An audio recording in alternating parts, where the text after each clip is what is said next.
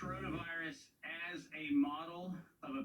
Most of you don't know that coronavirus as a model of a pathogen was isolated in 1965. Coronavirus was identified in 1965 as one of the first infectious replicatable viral models that could be used to modify a series of other experiences of the human condition. It was isolated once upon a time associated with the common cold. But what's particularly interesting about its isolation in 1965 was that it was immediately identified as a pathogen that could be used and modified for a whole host of reasons.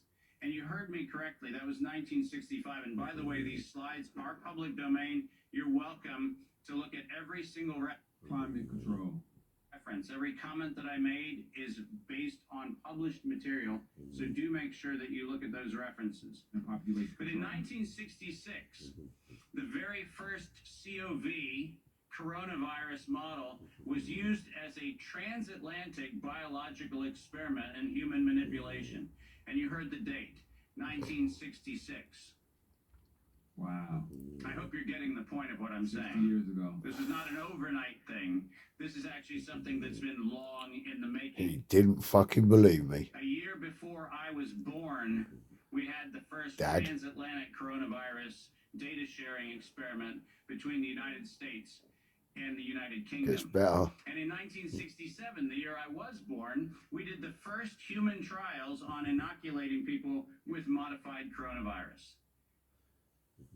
Isn't that amazing? 56 years ago, the overnight success of a pathogen that's been 56 years in engineering. And I want that to chill with all of you.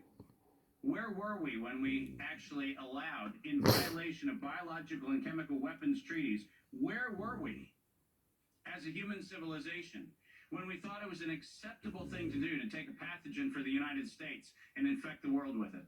Whoa. Where was that conversation? And what should have been that conversation in 19... Biological fucking warfare. That conversation wasn't had. That weren't. Ironically, the common cold was turned into a chimera in the 1970s. And in 1975, 1976, and 1977, we started figuring out how to modify coronavirus by putting it into different animals, pigs and dogs. And not surprisingly, by the time we got to 1990, we found out that coronavirus as an infectious agent was an industrial problem for two primary industries, the industries of dogs and pigs. Wow. Dog breeders and pigs found that coronavirus created gastrointestinal problems, and that became the basis for Pfizer's first spike protein vaccine patent, filed, are you ready for this, in 1990. Did you hear what I just said? 1990. Operation Warp Speed? I'm sorry. Where's the warp and the speed? Pfizer, 1990, the very first spike protein vaccine for coronavirus. Isn't that fascinating? Isn't it fascinating that we were told that, well, the spike protein is a new thing. We just found out that that's the problem. No. As a matter of fact, we didn't just find out it was not just now the problem. We found that out in 1990 and filed the first patents on vaccines in 1990 for the spike protein of coronavirus. And who would have thought? Pfizer. Clearly the innocent organization that does nothing but promote human health. Clearly Pfizer.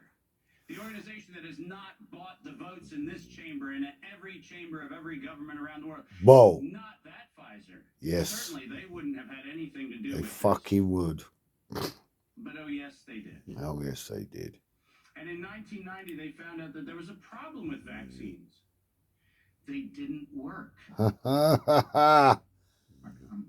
shut up right now. You don't fucking You know believe why they me. didn't work? It turns out that coronavirus is a very malleable model. It transforms and it changes and it mutates over time. As a matter of fact, every publication on vaccines for coronavirus from 1990 until 2018, every single publication concluded that coronavirus escapes the vaccine impulse because it modifies mutates too quickly for vaccines to be effective. And since 1990 to 2018, that is the published science, ladies and gentlemen. That's following the science. Following the science is their own indictment of their own programs that said it doesn't work. And there are thousands of publications to that effect, not a few hundred, and not paid for by pharmaceutical companies. These are publications that are independent scientific research that shows unequivocally, including efforts of the chimera modifications made by Ralph Baric from the University of North Carolina, Chapel Hill. All of them show vaccines do not work on coronavirus. Fucking hell. That's the science. And that science has never been disputed. Never But believe then we had an Jamie. interesting development in 2002. And this date is most important.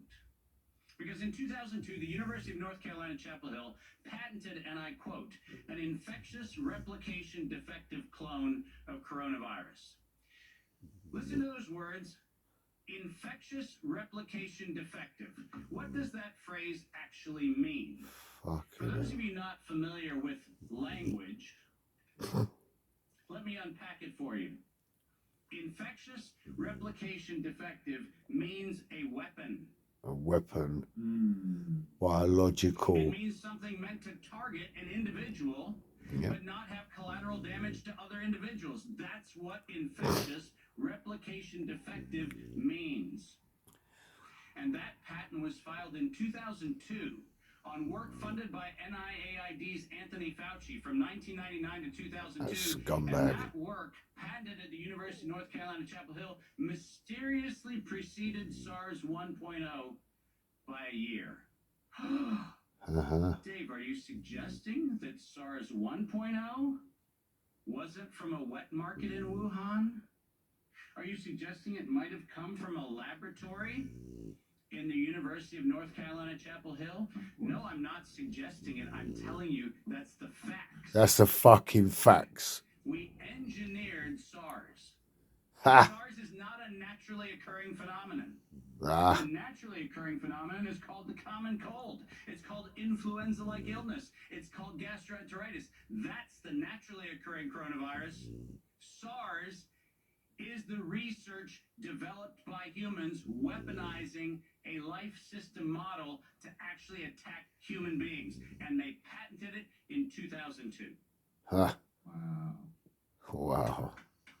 You didn't fucking believe me. Daddy, you didn't believe me. And in 2003, I told you though. I told you though, Tell me I Pops. did.